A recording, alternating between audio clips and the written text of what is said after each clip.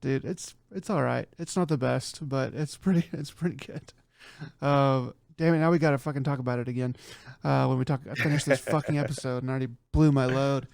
Are you ready to There you go? go. There's your episode starter. I already blew my load. And there's your title. Oh man. Okay.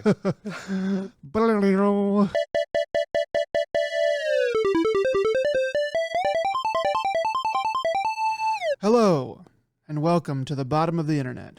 This is another Dead Pixel, the podcast that always forgets what time it is. I am your host. My name is Nick. Here with me today, a man that practices plumbing without a license. It's Joe. Joe, how you doing today? Doing all right. Yeah, it's only a problem if you're trying to you know, get your house inspected and then they realize the my training was from the old, Windows game, pipes. The it taught me everything I need. So long as you can outrun the fluid and then eventually make it to the end, it doesn't matter if it looks like a squibbly mess. That's what she said. Um, there's a game called Pipes. Yeah, it's essentially I think they even made a version of it in the old uh BioShock 1. It was Oh, essentially it's just yeah, you literally have a few pipes going on and you have a select number of puzzle pieces. Essentially, it's just a puzzle game, and you can slowly see liquid going down the pipe, and you have to quick connect them and spin them and do what you need to on the grid to make it to the end. And that's it. And there's a bunch of puzzles that way. hmm, that's cool. That's a cool plumbing game. Anyway, yeah. So we're gonna, I guess, dive right into news. There's been a little bit, not as much as some weeks that we want to talk about, but there has been some stuff. There was, I guess, two Nintendo Directs since our last one that I'm just now realizing that we should probably talk about. The first one was Xenoblade Chronicles 3 Nintendo Direct. I think that got like 20 minutes or half an hour, somewhere in there. Did you get a chance to see that, or did you skip it? Or do you even care about Xenoblade Chronicles? I'm not really caring about it, so I didn't have the original. Like, I didn't have any of the Nintendo consoles when it first came out. I think they made a remake or something for the DS or 3DS. Yeah, that first one was like on Um, that, yeah. Yeah, so things like that. I didn't own the 3DS, and when like the Wii U came out, I didn't care. So I'm just gonna stay out of it, honestly. So you can let me know what's going on, but I'm just kind of like an observer. I know it's pretty good. I don't have that kind of time, so that's how I Oh, feel. well, I'm a Johnny come lately and That's what she said. I'm a hype boy. So I just follow the hype train wherever it goes. And right now it's taken me to Xenoblade Chronicles land. So I've been looking into it and I was thinking about, oh, maybe I'll jump into Xenoblade Chronicles 1 Definitive Edition, which they released on Switch and stuff. But I kind of after watching Xenoblade Chronicles 3, I don't think, I could be wrong, and I'm sure they're connected somehow, but I don't think it'll really be necessary to know anything that happened in the previous two games. So I think I am probably just going to go uh, into the Xenoblade Chronicles game 3 as I can. The direct looked pretty good. It looks like it has a pretty compelling story, uh, decent characters, I guess. It's got a chick with cat ears. Um, so count me in for that. It seems okay. It doesn't seem like it's gonna blow me away or anything like that. But it does seem like a good thing to have on the Switch. Um, and it's coming out the end of this month, into July. So I definitely wanted to jump onto it. But uh, the other thing was that there was another Nintendo Direct this past week, I believe. We're recording on July 1, and we'll be putting out tomorrow, July 2nd. But this other Nintendo Direct had a bunch of, like, I don't know, like, sort of meh stuff in it. Meh to me. I don't even remember what all was on it, but I do have a couple things here that I thought were kind of interesting. Um, the first thing that popped out with was this new Monster Hunter game, Monster Hunter Rise Sunbreak. So the previous Monster Hunter Rise came out on Switch first, and eventually came to PC and I think everything else. So they've got, I guess, a new installment of that. It looks kind of like more of the same. I don't know. Something looked more story driven about it to me, but I didn't play the first one, so I don't know. I wasn't really. I was like, okay, but a couple other things on here that I thought were pretty interesting. You know how much I love Nier and especially Nier Automata. And that is actually coming to Switch. So I was sort of surprised they are bringing it to Switch. I don't know how it's going to run, but I've been wanting to replay that game, and I don't know if I'm gonna. I don't know if I'm gonna replay it. I don't know because I wanted to do some recording of the gameplay for another project that I'm working on, and I don't want to play it on the Switch, or I don't want to play it on the Switch on the TV because that seems like a subpar experience compared to just playing it on PC, which I already have. But playing it on Switch, like mobile, seems kind of cool to me. You still not? You still haven't played Nier, right?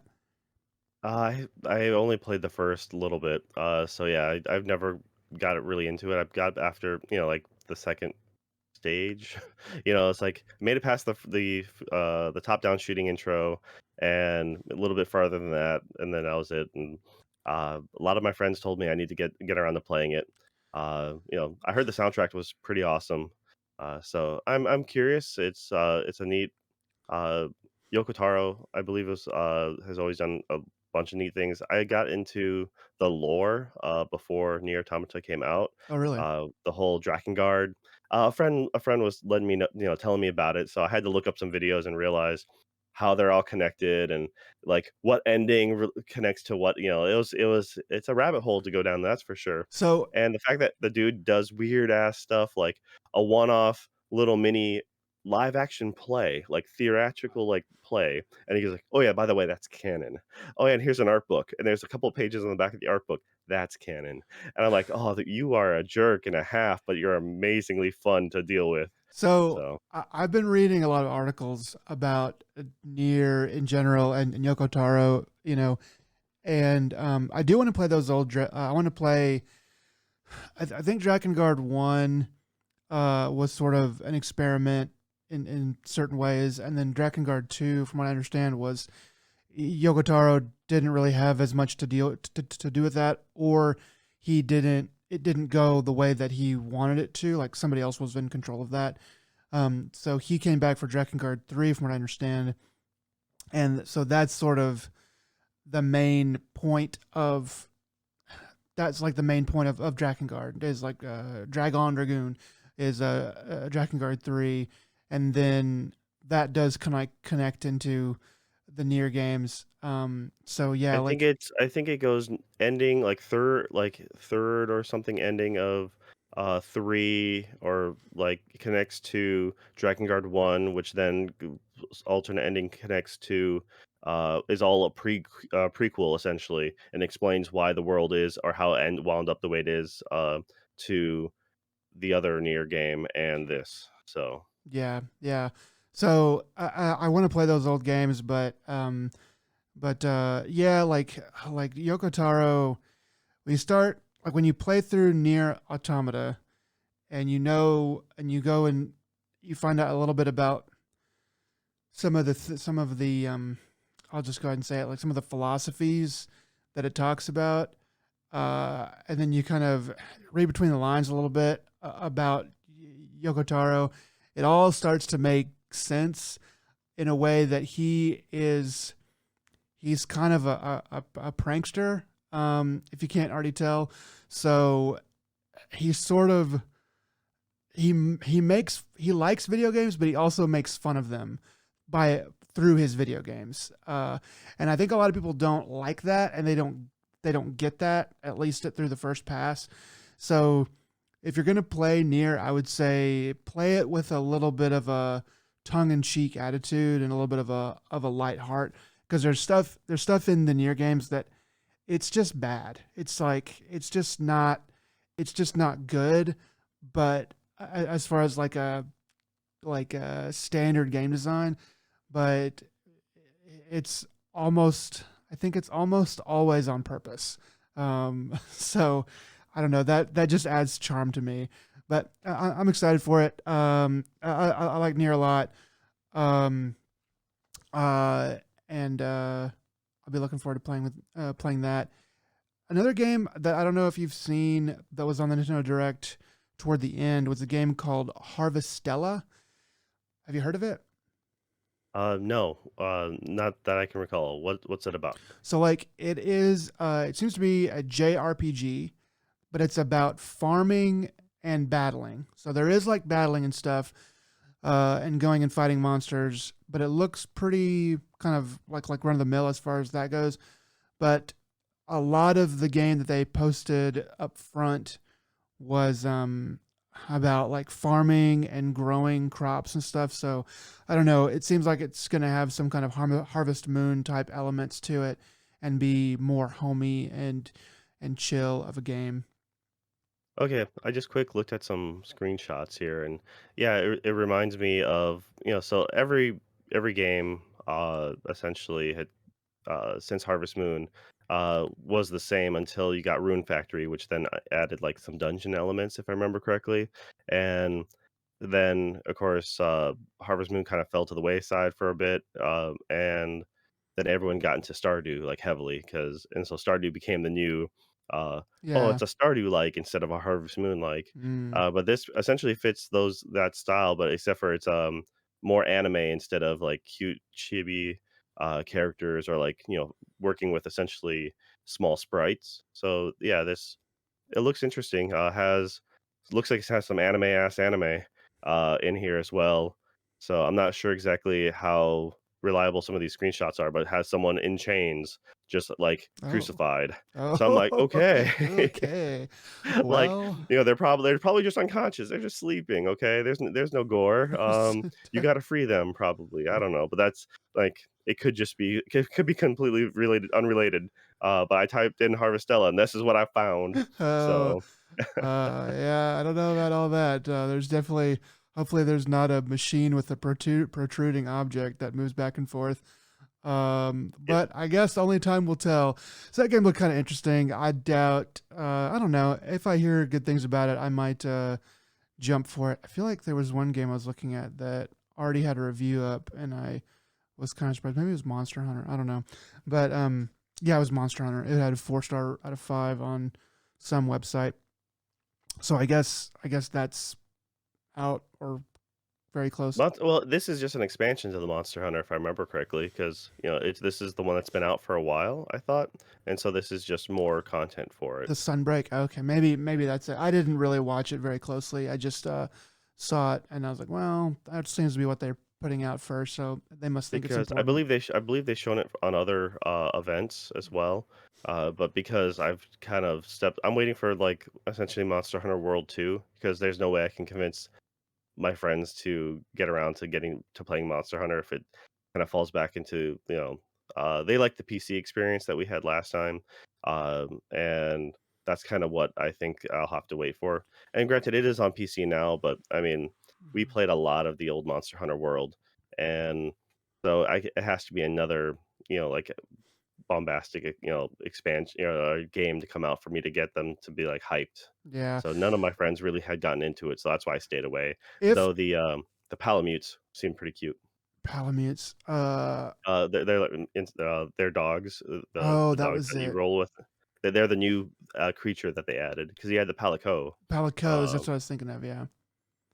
Yeah. If and when there is a Monster Hunter World 2, surely there'll be something like that. But if and when that happens, I will definitely join your crew of monster hunters. we'll see if we can fit you in. That would That would be cool if you would draw straws, something. How many can you play? Is it like a four max, or is it like a 50, or how many people can you get on that? I believe it was only 4 because you can either do, um, you can roll with, like, for example, if you roll 2 players, you are able to, in Monster Hunter World, have your Palicos with you. The moment you got 3, everyone had to lose their Palico, and so it was actually kinda harder that way because at least if you and one other person played, you had at least have your AI backup. So, it's either 2 or 4 were a comfortable number to play with, is what I thought. Okay, that's pretty cool. Yeah, man, I would love to do that. I'd like to get into a game like that. Because I've never had the occasion to get in and with a crew. Well, I guess besides, for some reason I don't really consider Back for Blood that way because it was pretty, it was more rote. But like a Monster Hunter type game seems like it'd be more reliant upon somebody really pulling their weight and a lot more to do, on the single player level within the four player kind of campaign. So anyway, it sounds cool to me. Um, Yeah, so I think the big thing was this one had the traversal system. They added kind of like a hook shot feature, and so I've heard a lot of good things about that and how it kind of made the game a lot more fun, to put it simply. So I'm kind of excited for them to they'll probably take that and tweak it and make it better for the next installment, is what I'm figuring. yeah. So the last thing on the Nintendo Direct that I found interesting, and maybe even the most interesting thing to me, was they are finally bringing the Persona series, Persona 3, 4, and 5, to the Nintendo Switch. I, of course, have played Persona 4 Golden back in the day. It's definitely one of my favorite games of all time. I don't even know where it would probably land. Maybe in the top 10, definitely in the top 20. I'm almost certain. Um, Great game, but I've already played that. But what I'm more excited about is I never got to play Persona 5, and even though it is like a 120-hour game minimum, I've always wanted to give it a try because it did look pretty cool to me, and I just enjoyed the fourth one so much. Did you ever get a chance to play Persona 5? Yeah, I own the base version, and then I played a little bit of it. My wife played more of it than I did, and then when they announced the like, we didn't really get around it too much. This is one of those things we played. But then they announced both the anime, and then eventually they announced Royal. And the moment I knew Royal was coming out, and it was for the same generation, I was just like, I'm done. No, I'm like, it's like, at least Golden. It came out way later, and it added a bunch of stuff. But for you to be as gutsy as to release it on the same during the same generation of console, I'm like, I despise you guys right now. So, it was an okay, story. I ended up watching the anime because I honestly didn't have as much liking to the actual, game. I mean, they really polished their, aesthetics, and it's like, yeah, a friend of mine who I recommended Persona 4 Golden countless times. They tried getting into it. They never really got into a JRPG like that, and so they had a hard time really getting caught into it. But then they played Persona 5 when that first came out, and they absolutely fell in love with it and Really? couldn't put it down. And then that got them to go back to Persona 4. But for them, it was like the visual aesthetics because Persona 4 is a Golden is a polished PS2 game, essentially, is what it Yeah, is.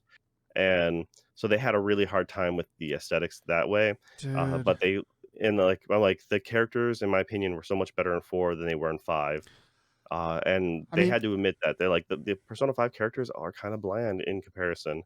Um, and I feel like the stakes throughout the series have kind of gotten more and more like, I don't know, downgraded. It was, like, in originally, it was, like, the end of the world and, like, just crazy psychotic stuff, and then it slowly went to, like, "Now we're just thieves, and we're freeing these people," not, like, dealing with murder. Uh, yeah. Persona 3, I'm kind of happy, like, they chose the right Persona 3 to put on this, because they redid Persona 3 for the PlayStation the PSP, and that's why it's the portable version, and what they did is they changed it so Persona, if I remember correctly, came out on the PS2, Persona 3, and they came out with a collector's edition or the FES, the Festival Edition, Mhm. and that one had the extra ending and extra character later as well. So it gives you extra storyline to that. Then when they remade it for the portable, the PSP, they cut out all that extra stuff. So it's like they made it more user friendly. The interface was better, the camera work was better. Um, but they're like, yeah, we're not adding in the extra bonus content. So that was always the thing people were torn on. Which one do I play if it's the first time I'm playing it? I would honestly recommend play the Persona 3 portable because it is this the better one to use to play with. And then what you do is at the end watch on YouTube someone else's run through of the festival edition just to get the extra bonus content at the end. Okay, so wait, That's how I honestly feel about that. which one is coming to Switch? Do you Um, think? it's the portable. That Okay. so the same three games are also coming to Game Pass. Oh, okay, yeah. Well, dang. That really undercuts me actually buying them. Because I It's probably nice wouldn't. to have them on the go, and they're the Yeah. right size kind of games for the go, to be honest. But yeah, I'm not gonna buy them. I'm just gonna play them on Game Pass. Yeah, yeah. I mean, you have no reason to. I already own them anyways, except for Royal. Now I might actually get into it, but just Dude. because, yeah, Yeah, I don't know. Like, if you've already played it, I mean, if I were you and I'd already played it, and I, kind of sort of bounced off of it once, I don't know if I would spend the time, but yeah, I forgot they are going to Game Pass. I did see that. Um, Dang man, that really makes it kind of hard to spend 50, $60 on them. If they release them all together, that would be really cool. Um, if they release them all together, like as a $60 package, I would say okay, that's cool. But coming to Game Pass, it just really undercuts it. Yeah, I don't know. I'll definitely play them. I'm not sure how I will, but I'll definitely play 5 for a while. But yeah, man, playing it in bed just seems like the cool thing to do to me. Um, but 3, I was going to mention 3 does seem interesting to go back and kind of see how that was. Cause I have heard good things that Persona 3 did sort of change the game a little bit. And it was really good before Persona 4 actually came. Um, Man, going back, they put a gun to their head to release their personas. that's Seriously, it's a see, way darker story in man, that's so comparison. much. That's actually pretty cool. I mean, I'm not gonna lie, that's pretty cool. But Persona 4, like your friend, I wanted to interject with this before, like the characters in Persona 4 are so good, man. Like, you as the protagonist, you're sort of just this sort of trousers to run around in, but all the other characters, even the kind of annoying mascot one, they're all good. And then like you got Chie, man. Like Chie is like one of the best characters like of all time, man. So she's so she's so likable, and like I don't know, the voice and the writing all just matched together and made it great. Yep, Chie is the waifu for the win. Yeah. But then there's also you got Kanji, man. Kanji was such a great character. Really well written, just funny as anything. There's the summer event where they go to the beach, and that scenario, I remember laughing out loud so hard because I was in the middle of the night. I was playing it in bed, and I bust out laughing. I'm like, oh crap! I'm afraid I was gonna wake up, my spouse, and I'm like, nope, okay, cool. And then I ended up having to immediately reload my save and then go through the other scenarios just to see all the options because it was hilarious. It I truly love that game. That game was so solid front to back. Either the anime, if you're never going to get around to playing the game, watch the anime. It's also worth watching. There's actually a Easter egg for Persona 3 uh, there as well. Like they go on a school trip and they end up visiting some people or running into some people from Persona 3. Wow. So Okay. they kind of like, oh, it's the same timeline. So Okay. Yeah, man. I'm excited for those games coming out. And we'll just see how that goes. So next up, EA mocks single player gamers, and they have been getting a lot of shit for this. So I'll read the thing that they posted. I don't know where this was posted, but they said. So I'll just read the. This is an article coming from Video Games Chronicle. Um, I'll just read a little bit of the article to start. On Thursday, the FIFA and Battlefield publisher, EA, put its own spin on a popular meme by posting, "They're a 10, but they only like playing single player games." Um, so this message, what's really more, the message, while likely intended as a lighthearted joke, received an overwhelming negative response and it's more than 7,000 replies.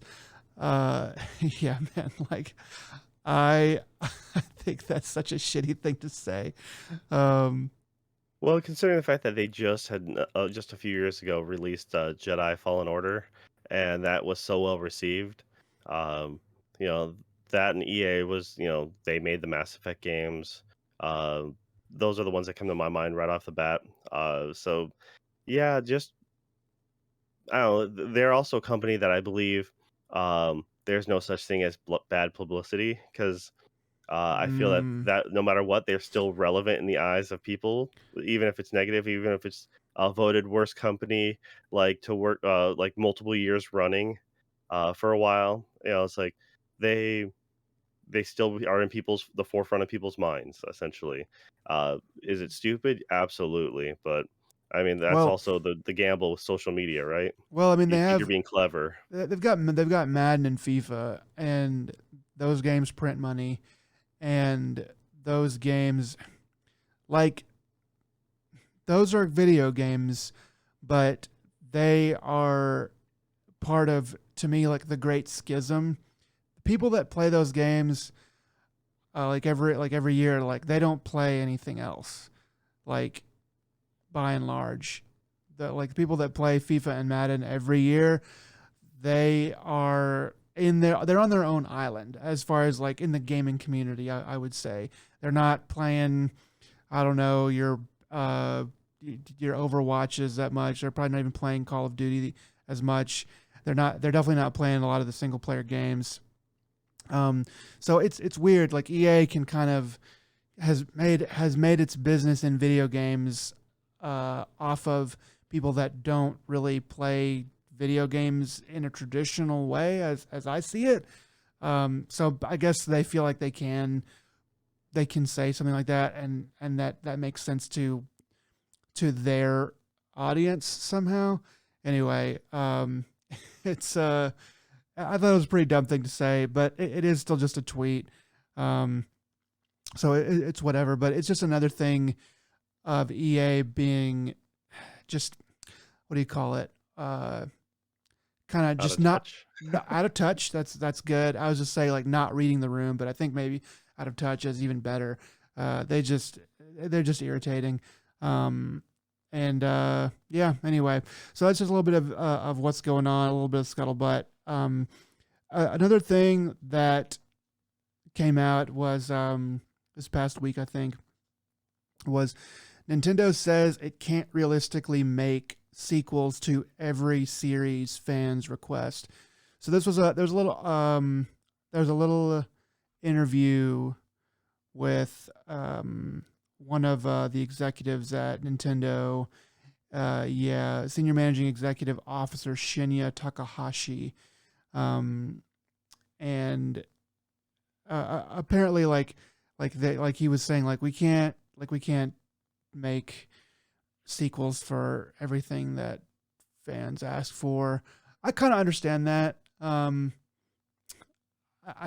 get that as a business. Like, there's some games it's like you may love that game, but like the numbers, the money just doesn't work out, man. Sorry, like our marketing says it's not going to sell, and you can't make games that don't sell.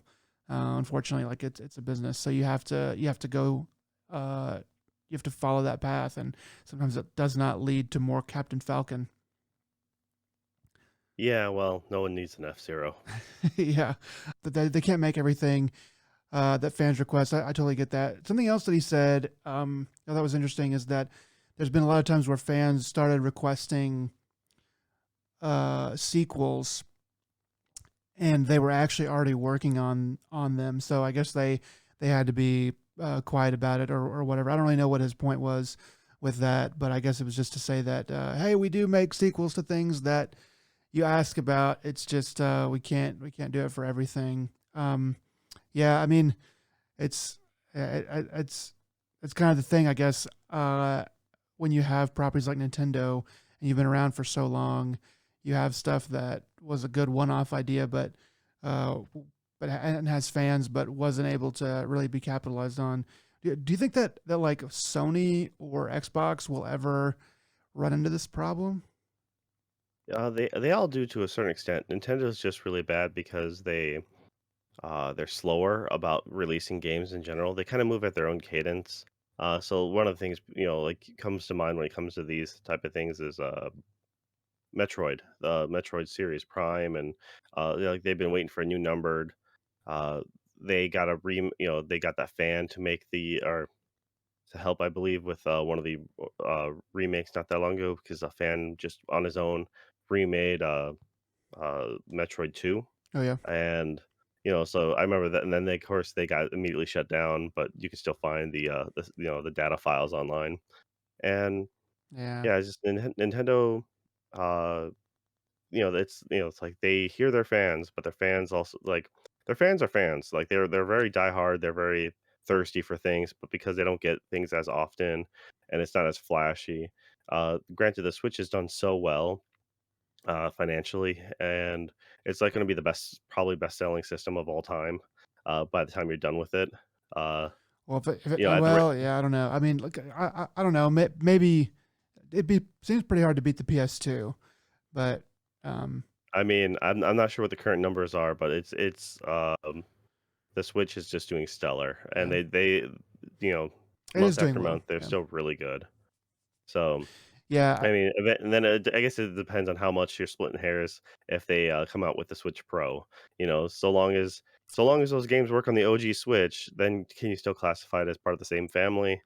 Until you do Switch 2, you know.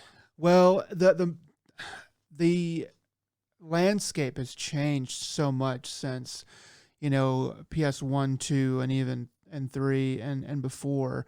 In the old days, we had this basically just the generation just got chopped off. It was an island of a piece of hardware, and you could maybe give an expansion pack, but it really didn't add all that much as far as like generational like leaps are concerned. And now what people are playing on is just PCs. Like they're just PCs with proprietary operating systems that run the software, and that's why like you can it takes a while. It takes a while for the licenses to run out, but God of War can be played on a PS4, and then it gets shipped over to PC. It's like ported out, but it's really not. It's really not that big of a deal to port a game over, or else they wouldn't do it so often because they do it with pretty much everything. So it's a weird thing. I don't know. Like you are kind of running into like if there's a Switch Pro and it's a half step forward, it's going to be way more than any kind of expansion pack ever would have back in the '90s or even the 2000s. So yeah, I mean, I guess the way I think about it is like a 10-year. If you think of it like a 10-year lifespan, I would say, PlayStation 2 from 2001 to or 2000 ish, 2000, 2001. It must have been 2001. It was 2000. I'm currently, or at least according to the Japan, wiki maybe. article I just pulled up for numbers, Okay. and so the PS2, you're looking at lifetime sales currently showing at 155 million.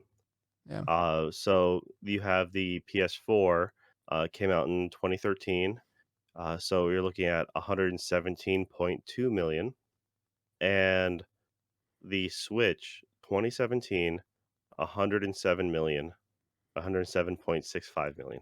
Sorry. So it's only 10 million behind the PS4, and you're looking at, essentially. less than 50, like 40 something million behind PS2.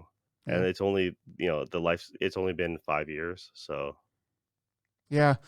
Uh, I mean, if they keep kind of doing sort of like iterative stuff, it could make it. But dadgum, like 155 million, and I think video games are more popular now than they were back then in the 2000s. Um, they are showing the DS as being 154.02 million. So it was almost the Nintendo DS almost reached PS2. yeah, Uh, and they did separate at least the 3DS. So it does. It might include the Nintendo DSi. I'm not sure. But yeah, that was the last up until just now. It was like the last Nintendo consoles I owned was the DS, the Wii, and now the Switch. yeah, So that was the, what I owned. dude, 155 million sold by the PS2 in the 2000s. Like that is insane. Like even if something sells that much, like today, I would say it's still, unless it does it in like record time, like really really fast. But I would say that's still, not. It's still not the same thing because games are more popular now. I think they sell more in general now. Um, so just think like just Yeah, but you got to remember the PS2 was also the most affordable blue or DVD player back then. yeah, man. I guess that does add into it because it's like, well, we may as well get it, And they did the same thing with Blu-ray, in a way too. But gosh, man, 155 million. Everybody had a PS2. That was such a great system. Wow, it's amazing. Anyway, enough of our trip down memory lane. Let's get back into one more little news story. It pissed me off, so I wanted to bring it up. Coming back around to Xenoblade Chronicles 3, full circle. The special edition pre-orders. Uh, this is round 2 of the pre-orders, and it is FUBAR once again. So, if you haven't heard, the first round of Xenoblade Chronicles 3 pre orders, where they were sold out in like seconds or minutes or whatever. And so, what Nintendo decided to do was just do the exact same thing again, like a month later. Um, and the same thing happened again. So, that sucks. But something else that's happening is uh, now the Xenoblade Chronicles 3 pre-order, they are being scalped for $300. So originally it's $89 US or $90 US. And now they're being scalped online for 250 and 300, between 250 and $350. So that sucks.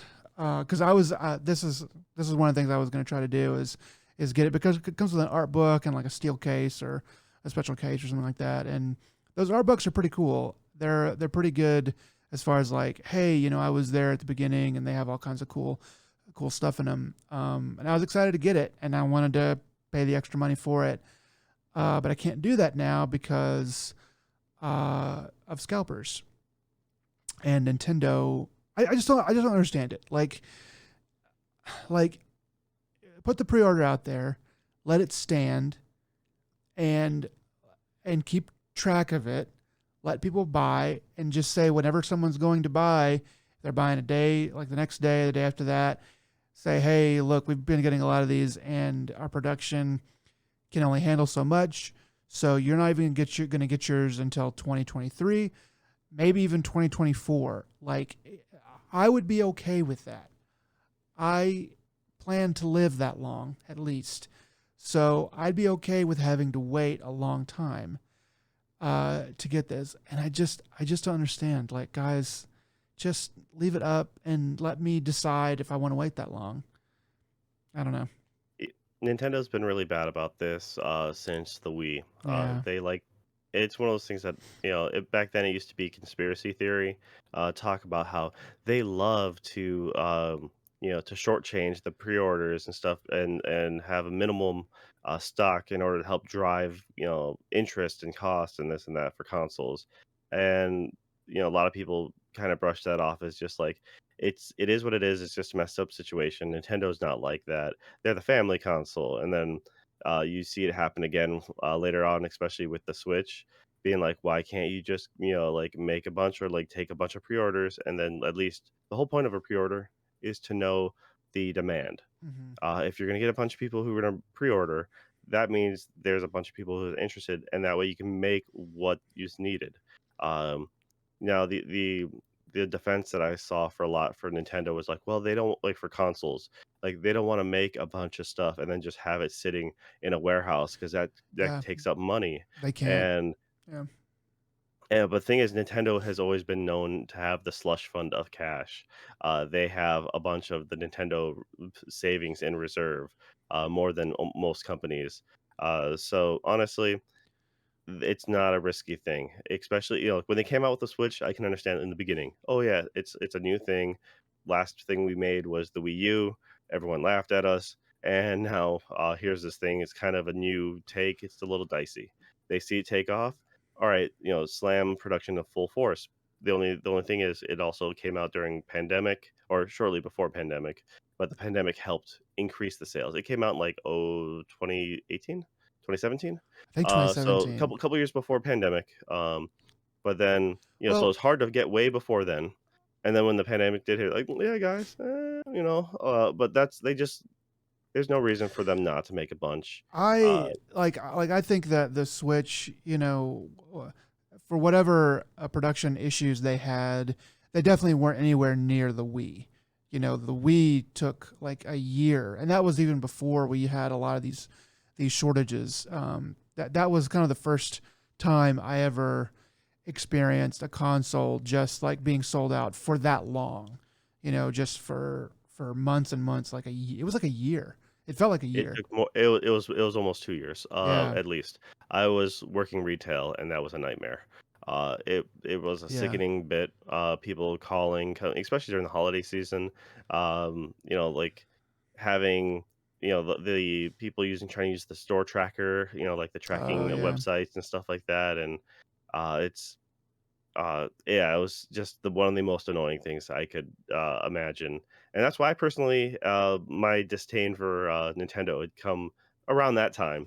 yeah, It's like, that and I kinda grew up out of their games, essentially. It's like I still owned the Wii, and I played a lot of the games because I liked a lot of the shooting stuff on there, but then they came out with so much shovelware, and then so Nintendo kinda started losing me as a fan, and then I was overseas for the Wii U, so I wasn't gonna buy a new console then, and yeah. the 3DS was a neat idea, but I didn't I like my OG, DS and DS Lite, because DS Lite played the advanced games, and I have a bunch of Game Boy Advance games, and I still have my, Game Boy Advance SP.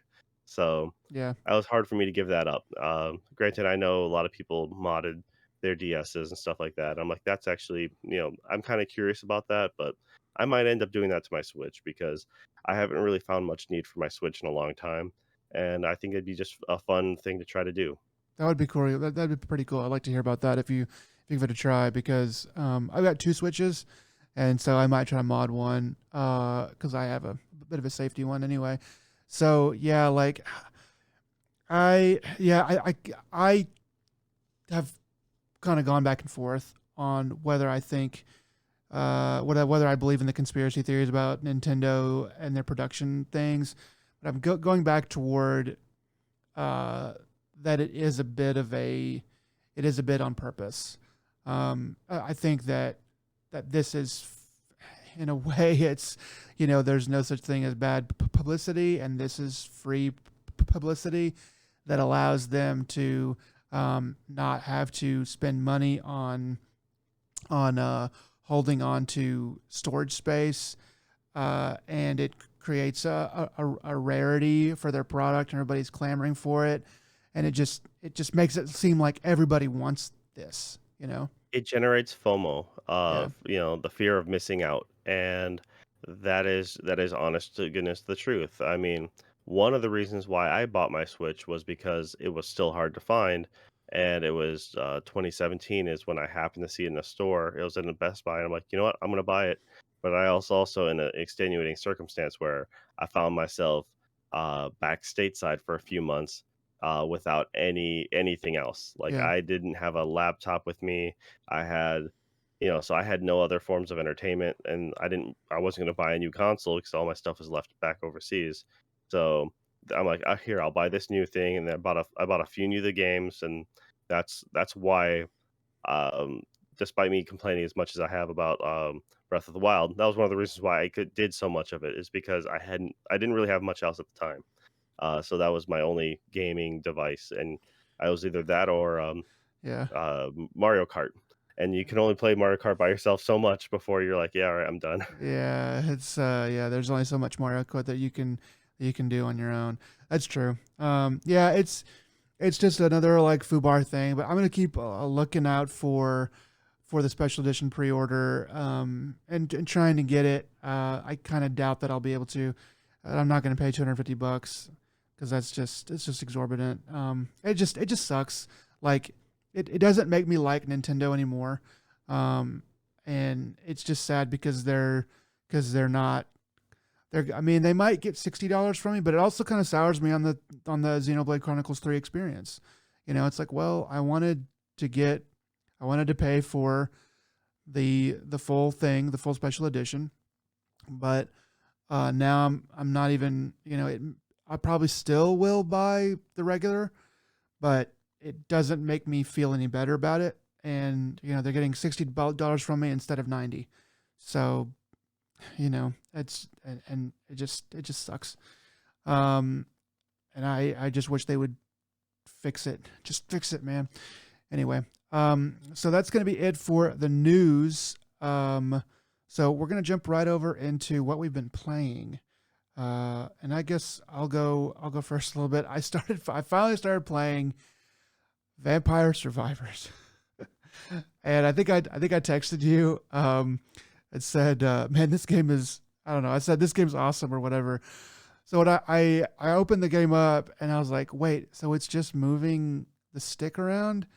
And then that's what it is. Yeah, but more and more of the game kind of revealed itself to me. I won't talk about this too much because we've already talked about Vampire Survivors. It's like he's been podcasting by himself for all this time. I I know. mean, Yeah, I was just like, wow, this is it's another one of those games, and I'm gonna make this a category in Game of the Year, but it's one of those games that is better than it has any right to be, and it's definitely in the running for that. I think I've got a couple others that are in there, and anyway, it's a cool game. I can see why and how you like completed it or whatever, or you got all the stuff in it because you can just I did at version point 0.5. So now it's at 0.73, or 0.7.3. So it's not quite 1.0 yet, and they've added like another 20 achievements, 4 new characters, a bunch. They keep on adding a bunch of stuff. So yeah, they've I've got actually stepped away so I can let that accumulate, and then once every couple weeks, I'll play one round, and I just rack up a couple achievements all in one go, like 3 different things, and I'm like, "Okay," and then that's it. So I'm stepping away from it so I can get more out of it later on when it goes 1.0, essentially. that's a good idea. I played a good little bit of it, a couple hours of it, but I can see totally why you were able to complete it at point 0.5 or whatever, because you can just do a run and just it is a super chill. You don't have to think about anything game, and then you can be like, well, that run took about 10 minutes, or 20 minutes or whatever. I've got some more time. Let me just one more run. So it's a cool game for that. Yeah, I don't know how much more I'm going to play of it, but I definitely am glad I definitely glad I got into it a little bit. So another game I played about an hour of is a game called Little Witch in the Woods. It's a Korean game, made by I think it's Korean. I feel like maybe it's not. Tencent. So maybe it's Chinese actually. I could have sworn it was Korean though. Anyway, it's a cute little game. It's on Game Pass. It's just a game game preview. Was talking to somebody a couple weeks ago, and they were saying that I think there's like 10 hours of gameplay or so. I don't know if that's true. I only played about an hour of it. It is a cute little isometric sort of pixel art ish style. The pixel art in it is very nice.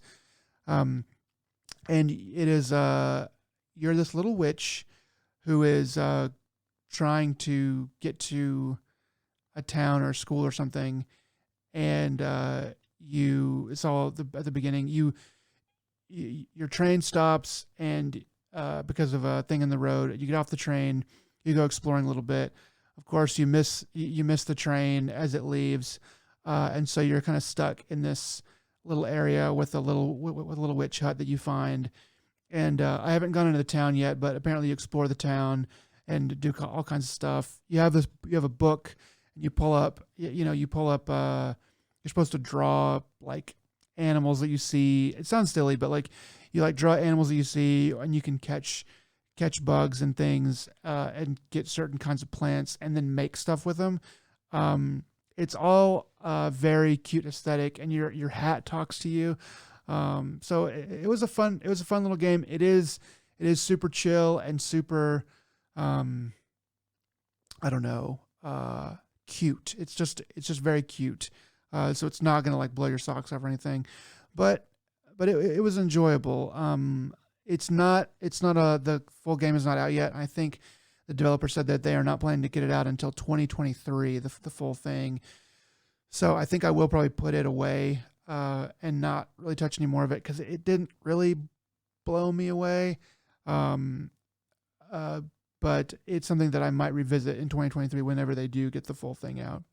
Have you seen any of this game yet at all?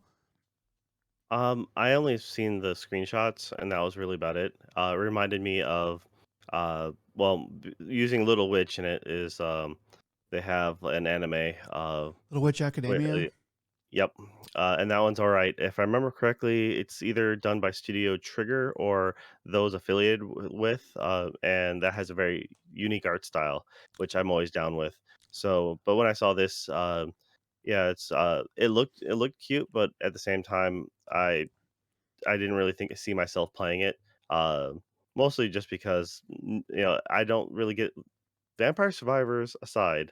I don't really play a lot of early access games. Yeah. Um, it is very it's always one of the things that like I waited for the Darkest Dungeon to actually come out before it kicked my teeth in. So stuff like that. I usually like to wait for the full release. Yeah. Okay. Yeah. I think you might enjoy it. It is kind of slow. I would say to start, it is sort of slow if I was going to be harsh to it. But yeah, it's a pretty cool looking game. Another thing for me, before we jump over to some of the stuff you've been playing, is I this isn't really a video game, but it sort of is. I've been looking at my D&D setup. I play D&D online with a group of guys, and we've been using Roll20, which is what most people use, for a little over a year now. And it is Roll20. It's dog shit, but uh, it is the easiest to use. And I only really started getting into DMing a little over a year ago, like a year and a half ago. So I just wanted to get something that like I could do and just work on prepping and not have to really mess with all kinds of things while I was actually learning how to be a DM, you know. So now I've kind of gotten a lot of the core things out of the way, and I've made all the mistakes that you can make, or at least most of them, and cleaned them up. And I am ready now to get to the part where I start updating my game and making it a little bit more dynamic, giving my players a little bit more of a thing, a little bit more of an enjoyable experience. I switched over to probably the most popular for like serious dungeon masters. There's an application called Foundry VTT. It is some people argue that it's better than Fantasy Grounds, which is a another application that's been around for a long time. People used to swear by, and still do. I think uh, Matt Colville. He the last time I checked, he was still using Fantasy Grounds. I could be wrong because it's been like a couple of years since I've seen that, but he was like, Fantasy Grounds has everything I need, and it is cool, but it is expensive. It's very expensive. Foundry VTT people say is better in a lot of ways, and it's definitely cheaper. So it is a $50 purchase, like one time, and then you do have to pay like $5 a month. You can kind of finagle it, but about $5 a month to run a server of your own. So anyway, I've been fiddling around with that kind of stuff, and I'm not switching over to it yet. I'm still gonna have to use Roll20 for the next couple sessions at least, but I am slowly upgrading to it, and it's pretty cool. I'm also finding a bunch of different things. Like there's a map making website called Incarnate, which is probably the most popular and best one. It's one of the more expensive ones too, but you can make some kick-ass battle maps and regional maps and stuff like that on Incarnate. And I've been playing with that. I have a buddy of mine that's in my game actually. He let me know he already has it, so he gave me his password, and I've been just playing with it. I think I'm gonna go ahead and get a subscription to it though, because it's really cool. And then there's something else that that another friend of mine shared with me. There's a game. It's technically, I guess, a game, not a game. It's on Steam, and it's, I think, $35.99 right now because of the sale. But it's called Dungeon Alchemist, and it is I'm like so close to pulling the trigger and buying this thing. It's a map maker for I guess D&D in theory, but it's procedurally generated. So it's like you just tell it, hey, I want a tavern, and then you drag and drop. You like drag a square for how big you want the tavern to be. 5 by 10 or whatever. And then it populates just randomly everything that would kind of go in a tavern, and then you can select stuff and move it around if you don't like this or you don't like that. But the thing that I'm hesitating about is that it is like $35 right now, and my buddy said it was really cool, but I read one of the reviews, and this person had some more critical stuff to say about it. It was pretty well written review. Their main complaint was that it looks good in promos, but as an actual battle map making thing, it doesn't really work in practice as well as they kind of purported to. Some of the things he said is like, so like when you make a room, it'll just drop tables and chairs in. And a lot of the time, I did notice that a lot of the stuff in the rooms was too big. Like the chairs are, there's very little walking space, and it's like that's cool, but in a D&D map, you need more of that. He also said that like the the promos that show up in the trailer, the rooms they make there are cool and nice and put together, but he said that in real life, in the real game or whatever, whenever you generate a room, a lot of times it's bad. It just throws stuff randomly, and it's not really made it's just ugly, and you have to kind of screw around with it a lot more than they kind of say you have to. So anyway, Oh, this is the prime time for you to go ahead and experiment with it. Pick it up, play with it for a few hours, and if you have to, I mean, this yeah, is a legit reason for the Steam return policy, right? Because it's not like you are abusing it. Like I'm gonna make a bunch of maps and then, or make a bunch of things and then just export and like I got my money's worth. You're not really running away with anything. But if you're really on the fence, I mean, honestly, there is a return policy for a reason. I know some people love to abuse it, and other people feel really like icky about returning anything. And I'm like, you know what? There's a time and place for everything, um, and that's why when it came to buying used at GameStop or something like that, when I used to work there, I used to tell people, I'm like, honestly, if you're gonna play the game and you actually like it, you're probably going to keep it. I mean, but if you honestly don't like it, then just bring it back. It's not a big deal. Yeah. And that's what this is. I mean, if it does turn out to be as disappointing, then sure, But if it turns out to be really really awesome, then great. And well, you can always try it now, and then maybe in the future, after they go full release and maybe they do a lot more feature updates, then you might revisit it then again later. Yeah, I think you're probably right. I do look at this and I see a lot of promise, man. I mean, it does have it does have positive, very positive reviews. Overall, it's 93%, and recently it's 92%. So they're very positive. It is in early access, so they are still working on it. It was a Kickstarter originally, and that's kind of what the best rated review was complaining about. Is they were saying, Kickstarter had it posted one way, and this is not really, which, who could have guessed that something on Kickstarter wouldn't have turned out, in real life the way they said it was going to. So, I probably will go ahead and buy it and stick. I doubt I'll return. If I buy it, I doubt I'll return it because I think it is a work in progress. It is probably is good enough to get some use out of, and then wait for it to get better. But it's a cool thing, and it's definitely worth checking out if you are into D&D or anything like that, Pathfinder, like anything like that. But they also do need to expand. They don't have that many biomes and stuff like that. So anyway, I just thought that was pretty cool. And that's your D&D minute. Anyway, so that's all I've been playing. But Joe, what have you been playing? All right. Well, last time we talked, we tried out the new Teenage Mutant Ninja Turtles game, Shredder's Revenge, and we played about an hour of it at the time. And, some of my buddies got together again, and they wanted to continue playing.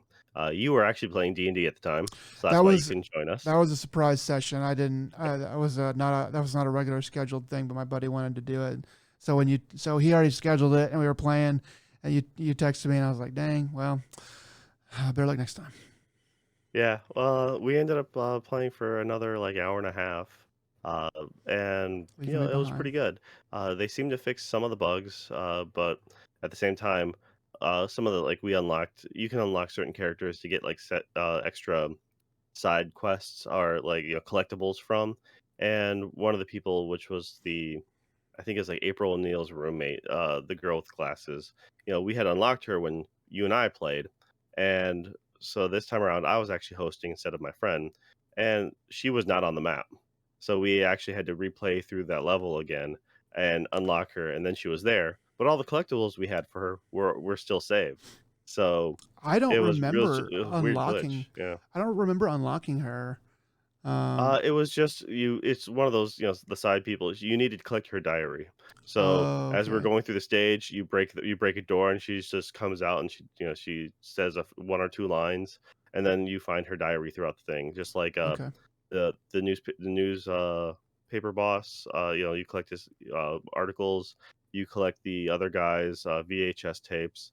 But we went through, played a bunch of levels. It had They do a really good job about making it feel nostalgic. It plays very similar to how I remember those old games playing. Yeah, Um, that being said, it's very good that way, but at the same time, I still feel like I can zone out when I'm playing it. I don't really seem to have to focus much attention on it.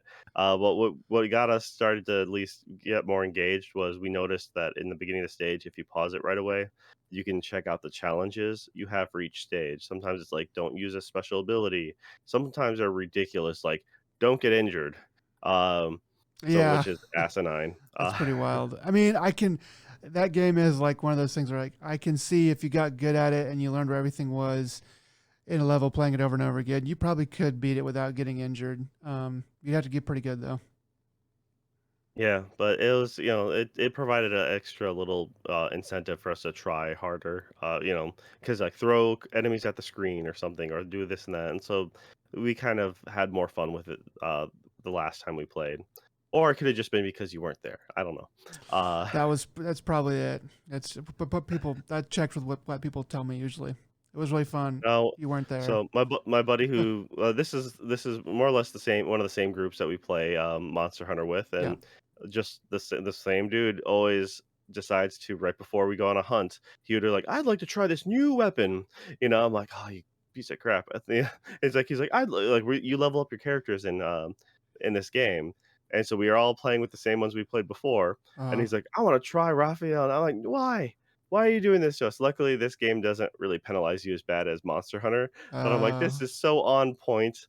Yeah, so we yeah. were kind of It's just just rolling our eyes, this is just like just stick to your like you. character. This is just like you, Mike. To always be doing that. You have a main for a reason. No, Yeah. You experiment on your own time. That's funny. exactly. But no, like I said, I got to play it more. Got to it's a good game. Uh, I still think the music is uninspiring. Uh, But Yeah. honestly, when you're playing with friends, and especially if you have even a remote soft spot for the old, TV show or the old games, it's really worth it, Yeah. especially on Game Pass. Yeah, for So, free. Well, not for free, but for cheap. yeah. Yeah. So then, and then recently, so I went ahead and, Muse, the band is making, their tour, rounds, and so tickets recently went up on sale for nearby me.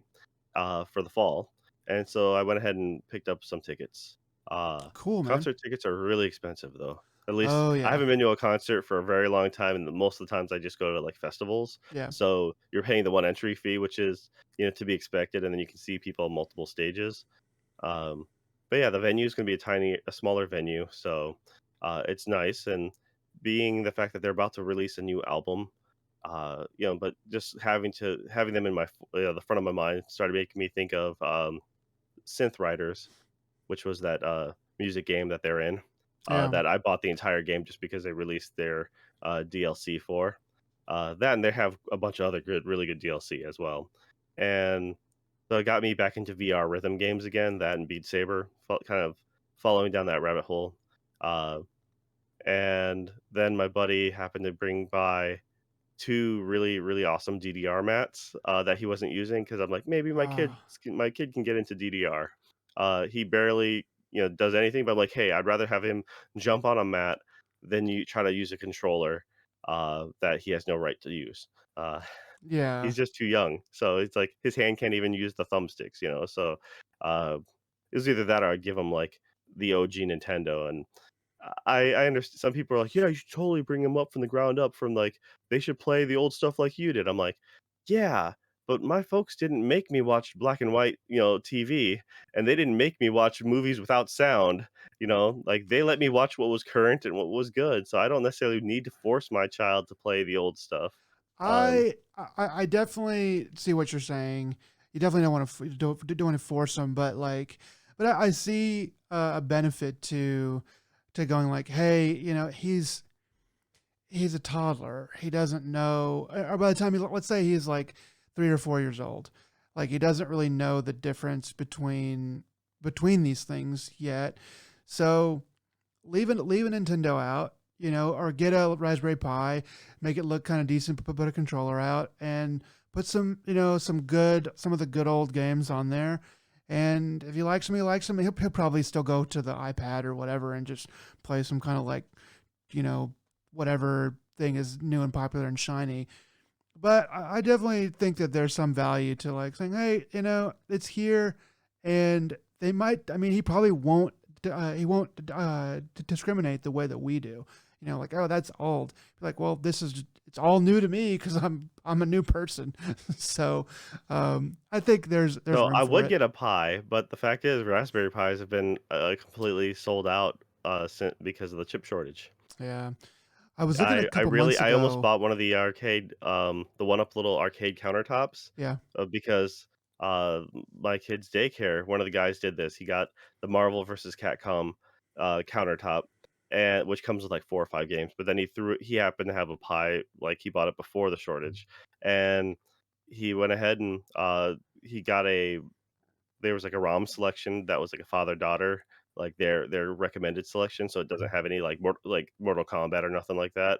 And yeah, he just leaves it in the lobby, and my kid makes a beeline for it. Like the first time it was out there, he's like, "Ooh, shiny," and he's just like, like hit just kind of hammering away at it. I'm like, okay, he understands the concept, and we should like this is something I'm looking into. Then I looked into trying to get a new Raspberry Pi, and those things are nigh impossible right now. I mean, one Yeah. website's like, yeah, we can pre-order it, and you'll get it in like September. So Well, I'm like, ah, well, I mean, at least that's better than Nintendo. Like, I mean, yeah, for sure. at least they So freaking put it out there. Like that's all I want. I mean, like that sucks that you can't get it, but that's all I want is just let me buy it and wait. And, throw in a sticker or something for my wait or something like that. Wouldn't even have to do that, but I would definitely appreciate it. Anyway, that was the most millennial answer I could. Give me something else, bonus, please. I mean, like if you're gonna if Give you're me your gonna manager. They will give me something. if you're gonna make me wait, like I'm not saying you've got to do that, but if I was a company like Nintendo, I would do my best to get it in everybody's hands to meet demand. And if I couldn't supply the product in a timely manner that fits like my service model in general, I would throw out something like if you have to wait longer, you get a shirt or you get a sticker, something that's like just nothing, man, like Why just a why token. why when they don't have to? Because people still buy them and still forgive them. You're I right. mean, they still can't make a Joy-Con that works properly. So, that's it's Nintendo, man. Oh They'll get away with it because Nintendo makes the things they make really well, and the fan base who loves them that are adults, will love them no matter what. yeah, you're right. And, It's an their abusive target relationship. demographic is a bunch of kids who, like I said, that nostalgic audience is the right age to have a bunch of kids, and so, like, "I love Nintendo, you will love Nintendo." I mean, my kid's not gonna touch mine, or I might do like what, Vinny Caravella did and just be like, "It's a docked unit. That thing never goes portable." Let my kid think it's never portable forever. That's actually a pretty good idea. Yeah, like like yeah. Oh man. Just thinking about that old you remember when Vinny Caravella was pretending to be Fizame, and he was saying talking about the fans, and he was like, "Fuck them." And they were like, oh, "Well, why don't you want to do this?" And he's like, "Fuck them." now every time Nintendo, does, Yeah, now every time Nintendo it does was. something like this, I always think of that, just like Vinny Caravella as Reggie Fils-Aimé, just screaming "fuck them" over and over again. Yeah, I think it was in regards to the fact that the Wii U wasn't liked, and so Oh yeah, it's like, because of that, like, Reggie Fils-Aimé is just spiting everyone from now on for everything just because the Wii U sucked, or yeah, no one liked the Wii U, so therefore, yeah, that was the response. yeah. Oh, so I kind of cut you off. We kind of jumped off. You said you're playing a little bit of that old DDR on PS2. Is that right? Yeah, so I have an old tube TV. I got it Wow. from a family member who was just like, "Yeah, they just happen to have it in the basement," and I'm like, "Yeah, I'll take it." It's an old 32-inch, weighs like 102 or something Oh, pounds. It's a just, and I actually had a it's a uh, box. It's like a big box square. Wow. it's like if one person can carry it by themselves, if you're willing to wreck your back. Oh, Uh, dude, that's brutal. Yeah, it is. It's a monster of a unit, and I happen to have another family member had a TV, entertainment center, an old one, and I had to remove the mount for the VHS that was above it, so I unscrewed the little box to hold the VHS player, and once I did that, I could barely squeeze in the TV. Like, I had to re they had, like, these little sliding doors that pulled out and shut, and so I had to remove those doors and the rails, but that TV just fits. So I'm like, all right, well, I own that so I can do some of the old retro gaming, and I don't really have much time for it. But then I'm like, oh, yeah, like my kid's into music. He likes, ever since the kid could stand, he would bounce with stuff, you know. That's cool. So I was like, all right, cool. And now that he's starting to understand a little bit more concepts of things, I'm like, "All right, here's DDR. We'll give you a shot." He's more interested. He's like doesn't quite get the grasp of it, but it's just funny. It's like, and my buddy brought in like every DDR ever for the PS2 because eventually ended up going to the Goodwill circuits over the years and be like, "Hey," like, "I don't remember if I have this." So we have, like, 3 DDR Max 2s Yeah. in that bundle. I'm like, "You didn't have to bring me all 3 of them, you know, you coulda just brought me 1 copy of each game." Yeah. You know? Yeah, man. As I always say, hold on to that retro stuff, man. Even if it doesn't quite work anymore, if you've got the original shell of whatever, figure out a way to store it and display it or something or get it fixed later. But hold on to that stuff as much as you can for as long as you can, because once they stop making it, it's even if it doesn't end up being worth a whole lot, if it's in decent condition, it's just a cool thing to have in like the museum of your life. But anyway, that's just me. That's pretty cool, man. I would like to play. I really wish I had bought DDR back on the PS2 and one of those mats, because like I remember seeing people online who lost a lot of weight playing DDR. Like there was this one girl who was she was like a teenager and she was pretty hefty. And they showed like video of her playing, and then like 6 months later, she's like a totally different person because she loved DDR, and she just like tap on that thing like for hours and hours and hours, get her cardio in, and just like shed those pounds. Anyway, I thought that was cool. Yeah, it was always the one of the 2 things at the arcade that was, like, making money. It was that at my arcade, and I think it was the Initial D racing cabinet. Oh And yeah. that those were the only 2 things by the time early 2000s rolled around, like, that arcade was dead, but those 2 things probably single-handedly funded that Well, place. there's always the guy. There's always the guy who's leaning against the railing on the DDR, holding himself up with his hands, and just letting his feet just like like all over the screen because or all over the pad, because that's the only way you can do it at a super high level. You actually have to you actually have to lift yourself up a little bit so that your feet don't have to, like you're using them basically like fingers rather than feet. I always wanted to see someone just, like, straight up river dance on one of those. If they made a song that you had to river dance to, that'd be pretty cool. That would be pretty cool. So, yeah, there's that, and, it was funny 'cause, there's a new game out, and I believe it's called Dance Rush, because I just wanted to see if there was a new cabinet out, for at the arcades, and this game is a giant LED, like, floor panel, for an arcade unit, and there has some really good videos of people playing it, but essentially it's, like 4 or 5 lanes coming down, and then you have connecting, like, you'll have to stand and sustain your note, but then you'll have to slide over. So you're getting a lot of people doing foot shuffles, and it was like, "Wow, this is really something else." This is the appropriate, like, next evolution of what the old DDR was. Because honestly, it went from, like, DDR to, like, Pump It Up, which was going diagonal plus the center mounts, and that one, I remember that one was Korean, I believe, and that was it was really cool to see people like high level players on that because of the fact that it was diagonal, you'd have people trying to do more like breakdancing moves, like 2 feet out, 1 foot, one hand back in the corner, and yeah, so then it goes to this, and I'm like, "This is pretty phenomenal." I showed the guy who gave me all the DDR, games to borrow. I immediately sent him the link. I'm like, "Yeah, it's only 10 grand used from Hong Kong. You don't have you have a garage that's literally being used for storage, man. You can just buy 2. Yeah, dude, just buy two and just Charge the local kids oh, like a dude. buck a play, and you would make bank." I or you'd mean, be arrested because people would suspect you of being, a child predator. yeah, But kids, you want some candy with your DDR? Yeah, I don't know. 10 grand.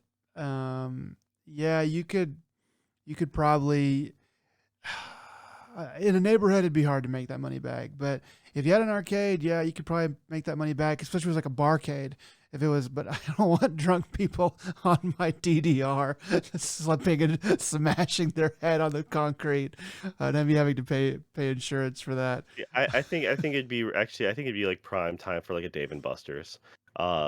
Yeah, Something just silly enough that people would try to do it and then, make themselves almost embarrassed enough to walk away, but then be drunk enough to come back again later, like, okay, I'm gonna try this again. yeah, man, DDR. They should make another one of those, like a serious one. I would definitely support. So I think that's all we've been playing, right? Yeah, that's pretty much it. Okay, cool. So we're gonna go over to what we've been watching, or maybe more aptly titled "What We Plan to Watch," because we haven't been watching too terribly much stuff. I'll start. I am like, I am like on the second to last episode of Ozark. I didn't realize this season 4 had 14 episodes instead of 10, so I wasn't able to finish it this past week. But I am like really super close to finishing that, so I'll probably have that finished up by the next time we talk. And then Stranger Things, part 2 of season 4, just came out today as we're recording this on July 1. Haven't had a chance to dip into that. I probably have to speed through that this weekend, honestly, because it's gonna get spoiled if I don't. So those are a couple things I plan to watch. And then I did start The Executioner and Her Way of Life. I got through the first 3 episodes. I like it okay. But you've already talked about it, so I'm not gonna talk about it too much. And I've been watching it on High Dive, which I think we talked about off air a little while last time, but it is the Crunchyroll competitor or whatever. They don't have very much, but they do have a couple shows, and it's not very expensive. So I went ahead and bought a year subscription to it, and they've got a few things that I just like to support. Different. I like to foster competition, is what I'll say. So I watched Executioner a little bit on that, and just a little bit about High Dive. I mean, their player's not as good as Crunchyroll. They don't have like a 10-second back or 10-second forward button, so it's harder to skip the opening theme or whatever. And it's just not as intuitive. It's not as responsive in a lot of ways. Not that Crunchyroll's is really all that amazing, but it's definitely worse than Crunchyroll's.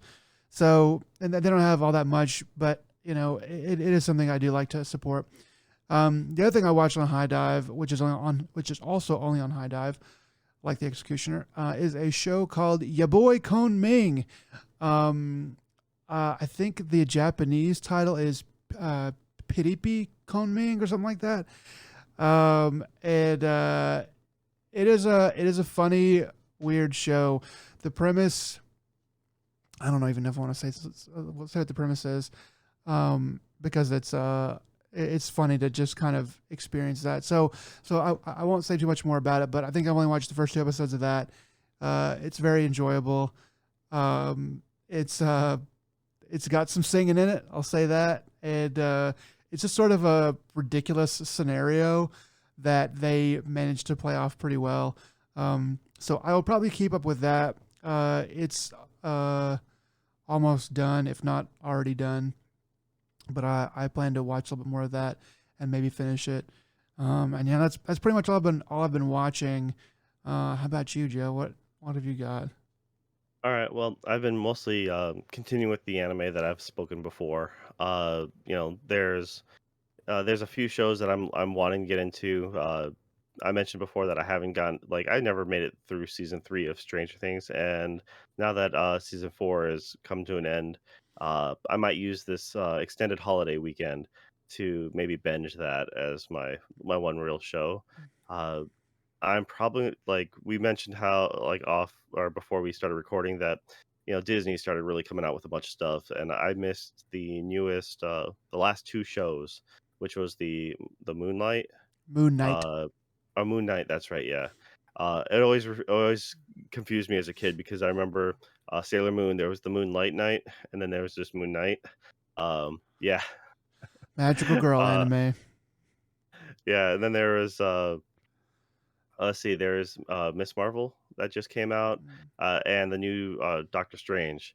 Uh, so, haven't seen any of those things. I probably will skip, Moon Knight, probably, unless if someone tells me it's really important. I just don't think I have enough time for that. I'm curious to see how they do, Miss Marvel, and, of course, I really wanna see Doctor Strange.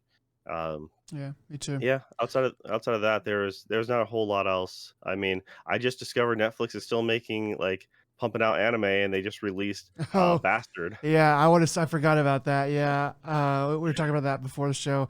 I do want to watch Bastard. It looks pretty wild. I literally turned on Netflix. I'm like, what the hell is this? I it was something from my childhood. Like I remember being in, just in like middle school and seeing the cover like at the video rental store and just being like, huh, what, and then just it's a very of its time thing. So I'm like, I don't understand how they're gonna make it.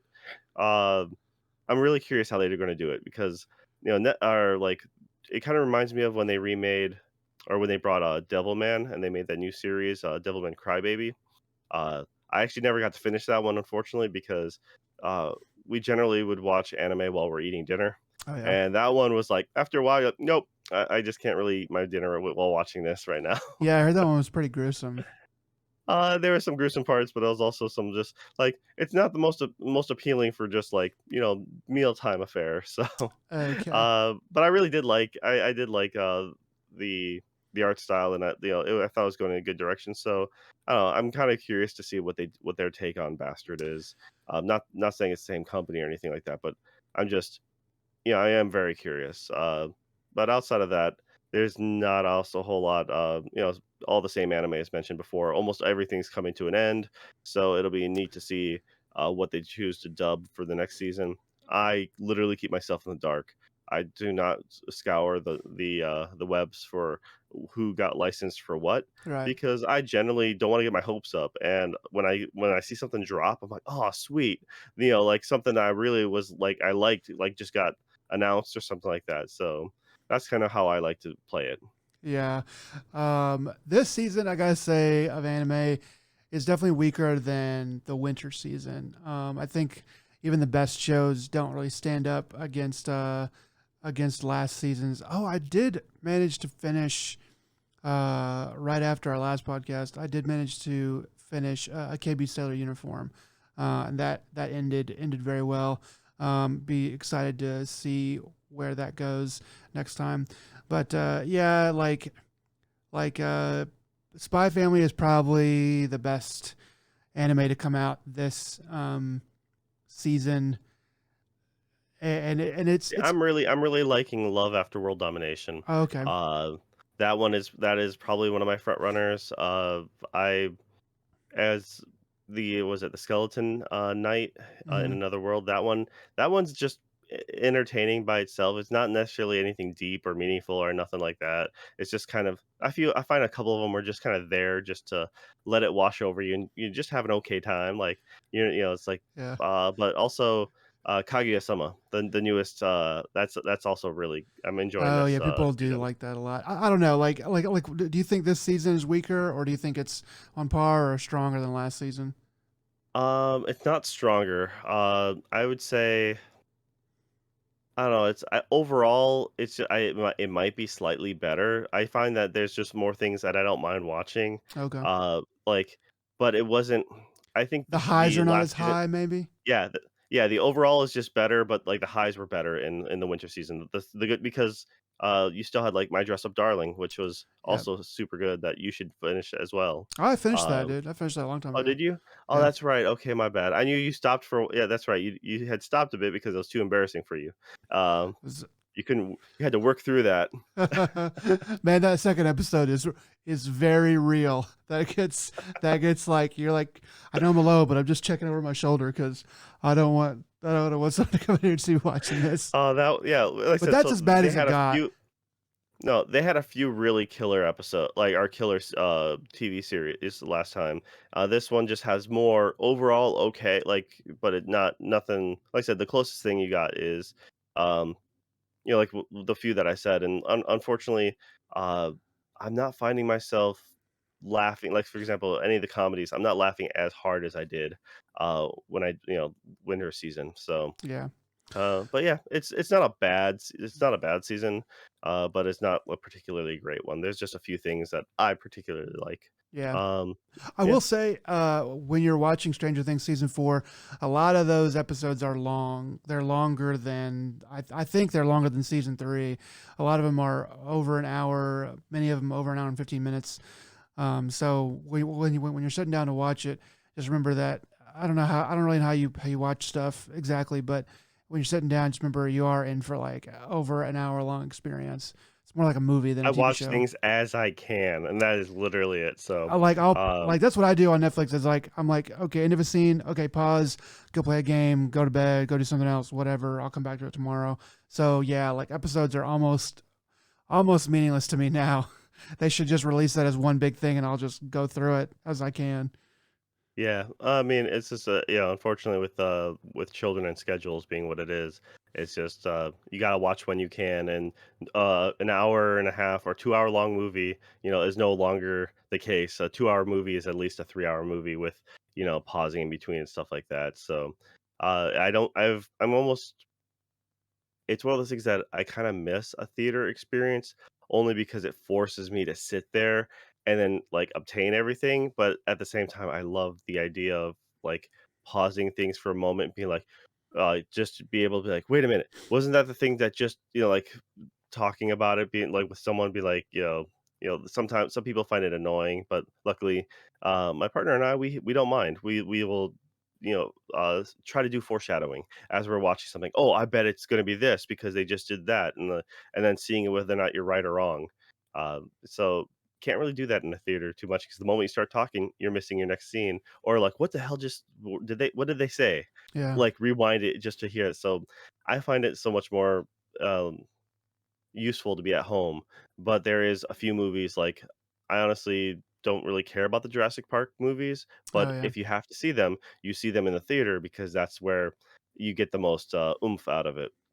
That's true. So Yeah. Like, I think I think there's room for both, and they definitely both have their own special merits. At home viewing versus in the theater. I will say for my money, the best stuff I've ever seen has always been in the theater, and that's because of the atmosphere, the lights off, the giant screen. I paid for it, and I have been anticipating it, and or whatever. I know a lot of people who are my age and a little younger who are like, man, I hate the theater. Just give it to me on demand. And I'm like, that's sad to me because I don't because like if it's the same experience to you so much that like you would rather just sit at home and watch it, then I question whether or not you actually like any of this entertainment stuff, any like anything like movies or TV or whatever, because there's just something better about a theater experience. But that's just old man Nick kind of ranting. I will beg to differ on that one because the one thing that a theater will do is it'll save a mediocre movie and make it at least a little more palatable. It's like certain movies are made for the big screen, like I mentioned with Jurassic Park, or something like a Transformers, or something like that's bombastic in that sense. You're gonna want to watch it in a theater, but when you watch it at home, you don't get nowhere near even if you have a surround sound system, unless if you have a really good one, uh, and a really, really solid TV. But then the average person isn't going to really care so much. And I've watched like Avatar, James Cameron's Avatar. I watched that at home, and I'm like, "Dude, this is a bad movie." And all my friends were like, "No, it's great. You have to be in theaters, to see it, blah, blah, blah." I'm like, "You know Yeah. what? No, I'm not paying money to see this. I refuse." Because and I'm so glad I didn't because this is just a bad movie. You can dress it up all you want, but in my opinion, that's just a terrible film. Man, Avatar has aged very poorly. At least I like the idea of it. Man, I loved Avatar when it came out. I know it's just Pocahontas with blue people, but I don't know. I thought it was really cool. Um I think that like that world just they I don't know. I haven't been in a movie where I thought that they built out a world as well as they did in Avatar. For all of its other faults, it definitely felt like an alien planet. And I'll be seeing Avatar 2 whenever it comes out. I doubt it'll be very good. I think it's just going to be a rehash of Avatar 1. Um, but I'll You probably mean still like go the see it. 2 through 5 that he's promised or Oh, something? there's a trailer for Avatar 2. It's a real movie. It's going to happen. It's finally Yep. happening. It's I go look up the trailer, man. There's a real trailer. I think it's coming out Christmas this year. What was Uh it, 2008 or 2009 is when the first one came out? '09 from my memory, '09. Back when they were still trying to push 3D movies. I don't even know if they're still trying to do that, but yeah, so yeah, Avatar, I definitely understand the hate. But I liked it whenever it came out, and I don't know, I'm like what I like. I guess I'm dumb. But yeah, So, like pick a fight with Nick if you disagree with him.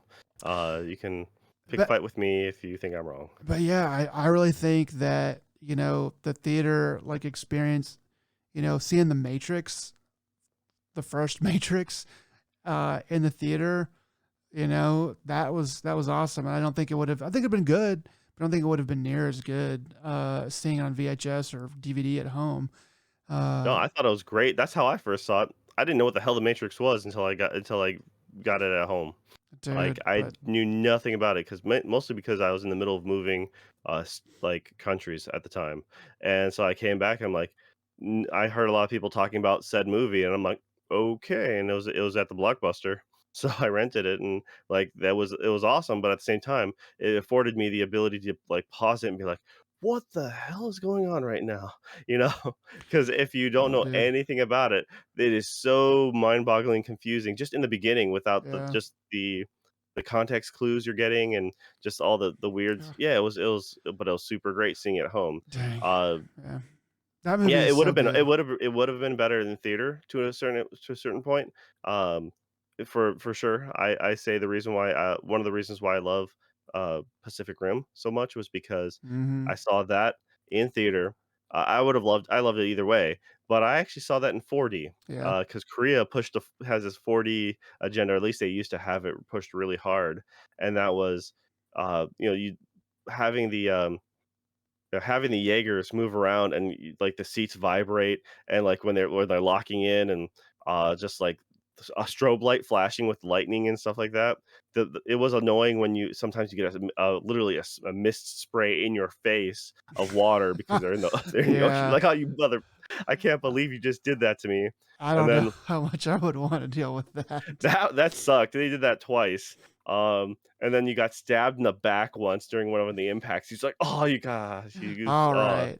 Fuck this But shit. everything else, like the actual vibration of the seat, the moving, the actual strobe light effect, that was really dope. I'm like, It's this is the best it's way to see this. This is great. it's kind of a ride. It was really awesome, dude. I cannot imagine Yeah. I love that was my first experience with it. I Yeah. mean, we had seen a few 4D movies, and one of them was Voyage of the Dawn Treader, the Uh Narnia sequel, yeah. and that one was okay. It was nothing special, more water in the face. Uh, I think and that seems to be the thing. Is like, is there water in this movie? Okay, we're gonna spray these fuckers in the face. but they did a cool scene where instead of when snowfall happened, there was a bubble machine, and so it kind of fell from the sky. I'm like that's kind of neat. That was clever. Yeah, But no, it's just that's cool. having watched but then watching something like Prometheus.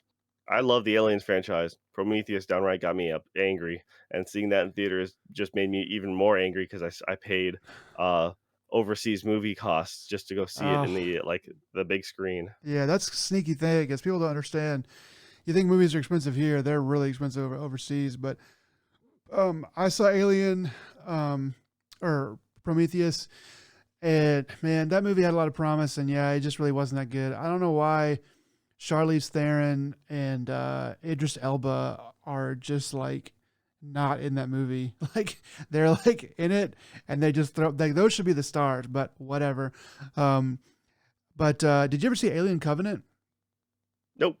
That movie angered me so much that I didn't care at all.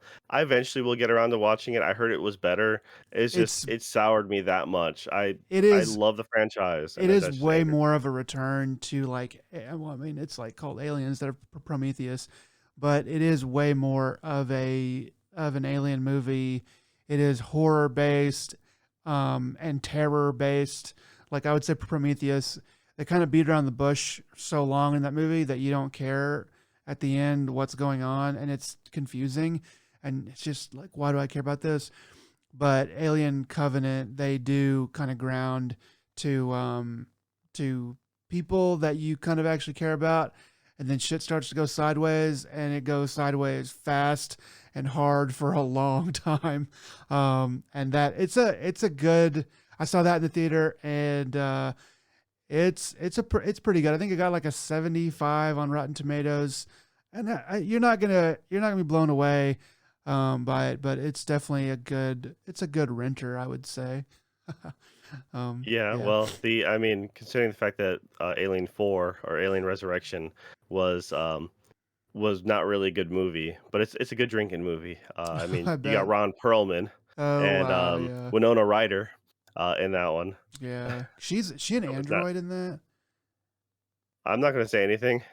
Okay, um, yeah, man. The Alien movies. Did you ever see Alien I'm Three? not going to spoil a movie that came out in like flipping 2002 or whatever. Yeah, I don't yeah, remember when it came out, but it was forever ago. yeah. It's been a while. Did you ever see Alien Three?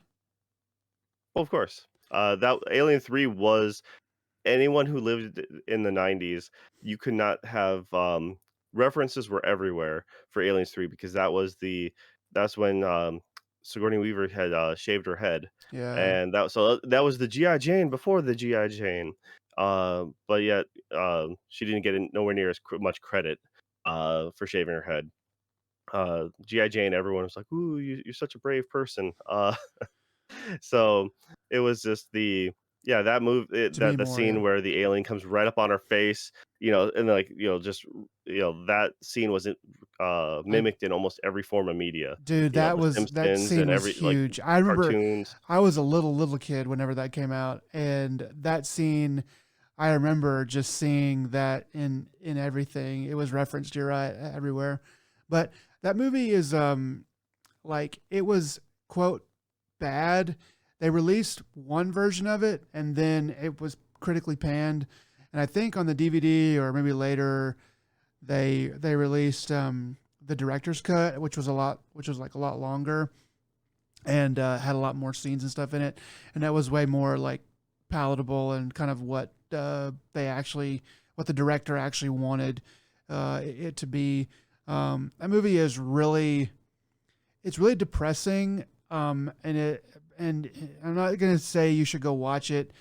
Anybody out there? I'm not saying you should go watch it um, for like enjoyment per se, but it as like an art piece of like just sadness and depression.